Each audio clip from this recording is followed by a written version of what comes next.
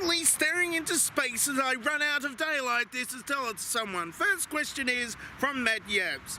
Which episode of Tell It to Someone do you want us to beam into space as a tribute to you when you die? What? I'm not planning on dying. Do you know something that I don't know? Because Tell It to Someone, of course, does flow on one week from the previous week. The questions asked one week have asked the next week. So, in order to fully understand and comprehend the nature of Tell It to Someone, you would have to go back to the first episode. In fact, the thing before the first episode, which was me asking for questions to be asked. So you'd have to go all the way back to the start and watch them all in order, which nobody does because I've been checking my statistics. So, what you're going to have to do is, after I die, if that happens, you're going to have to go back to the first episode and then upload each and every single individual episodes of both seasons until the aliens have caught up and all of a sudden they find out that I'm already dead, and it'll be sad for them. Next question, unless they actually see this episode, which they will, and they'll understand, because that was that's just what I wanted, or it was a joke and it wasn't what I wanted at all. What I wanted was to not die. Next question is from Robert Wallace. Is Monster energy drink made from fresh Monster, or is it from concentrate, perhaps synthetic? Well, yes, Monsters are generally synthetic. They're made from blue, shaggy furry blankets and ping pong balls, as far as I know from, like, Sesame Street and stuff. And here I've got a can of an energy drink. It's not exactly Monster, but it's named after a creature. This one's pink, it's not red. So if I drink this, it doesn't taste like synthetic at all. It tastes like pink grapefruit. So no. Yes, no. Somewhat.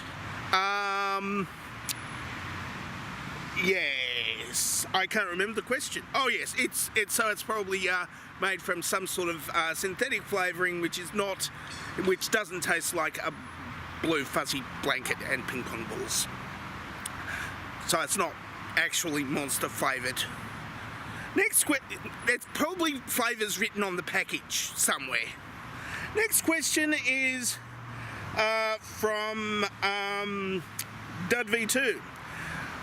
I tried to call Studylink over the weekend, but they only answer during business hours. And why do they do that? Because they're a government thing, not a business. Surely they should answer the government thing during the government stuff hours, which, well, if you're in government and other people are doing business with the government, they have to ring on business hours, because business people are apparently rich people, and rich people don't like to be inconvenienced. So you're going to have to call up at the time when normal business people would be calling them up, but don't do it at exactly the same time as business people, because the business people are rich and therefore get served first. The real Paul Marshall asks, Mike Pence saying before Halloween 2018, I shall not seek, therefore I will not accept the nomination for my party for another term as your president. I don't know what that was. I'll just put it in the dovetail section, because I forgot to put a question in there. Would Elon Musk, would getting Elon Musk to launch a single gold foil wrapped chocolate replica of the Nobel Peace Prize in the General Director of Sagittarius A be a Nobel Prize worthy act? Asking for a friend. Well, it depends on which how it was propelled and which Nobel Prize it would be. It would not get a Nobel Prize for literature, because putting an explodey thing underneath something else doesn't get the Nobel Prize for literature every single time.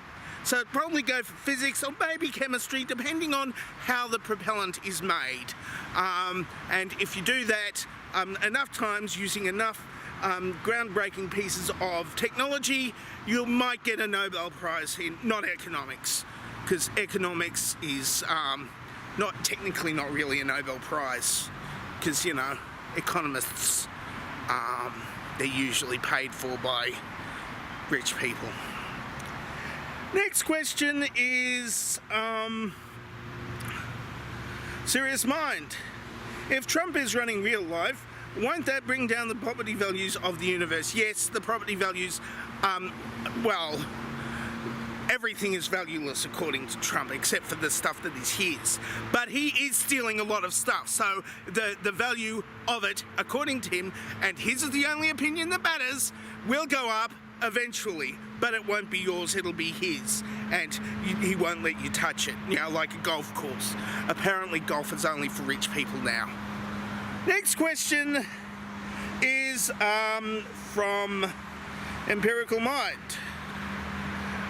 Albert Einstein and Isaac Newton were considered to be the greatest scientific minds in human history. If they'd both lived at the same time, how would they have decided which one was the brainiest, arm wrestling or an egg and spoon race? Well, of course, being Einstein and Newton, they would, they wouldn't be arguing over who is smarter, because, you know, people with naturally big genitalia don't actually get into dick measuring contests unless it's to win a bet. So, because, you know, they're already self-assured in the pants region, and therefore don't need to prove themselves. I mean, all they have to do is walk around with a boner, and the ladies will say, "Oh my God, I'm not sitting on that.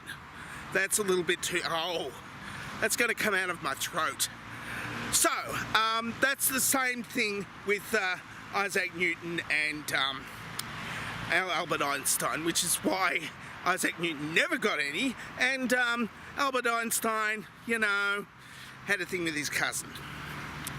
Next question, of course, is from Will McAlpine.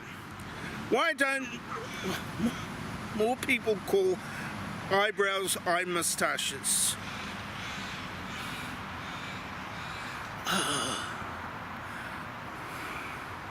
I am qualified to, and I'm the only person in this park qualified to answer that question. So I'd say that why I'd ask the question back at you: why aren't mustaches called lip brows? Because that's what's going on, isn't it? It's like an eyebrow for the lips. And mouth brow. That would be a gross beer. Mouth brow. Yep, okay. David Pope asks, you have no answer to this question, change my mind. No. Next question is from Charlene Swallows. If the earth is round, why does maple syrup run off my pancakes? Well, of course, pancakes are flat and the earth is round. The earth is round, and so nothing falls off the side of the earth because the earth is round. Therefore, because, well, spherical-ish, it's more like an oblate spheroid. So, if you've got a pancake, and pancakes are round but they're not spherical, they're flat, when the syrup gets to the side of the pancake, it will fall off the side. That's how you know that pancakes aren't spherical. Last question is from Randy Busk. Your sound effects in your vids are awesome. I'm not using sound effects, and that is not a question. I'll just put that in the hole for the dovetail question because, you know, I forgot to put a thing for the... Yeah. See, you can see here on the screen that I didn't put a dovetail question up, and I'm just putting a bunch of random responses. Yeah, that's amusing, isn't it? Yeah, especially that Donald Trump tweet that didn't age well. That's it. Tell someone for this week. If you would like to ask me a question, then ask me a question in the question asking place. I'm supposed to cover up the brand of this can because, you know, they didn't pay me money. It's dark now. So if you would like to ask me a question, then ask me a question down in the pants section below. Or you could answer this dovetail question, which I'm putting up. And this time I'm actually putting it up, probably, unless I forgot again, or rendered without clicking on that file 2 or something like that. So it's there, probably. Yeah, in the dark.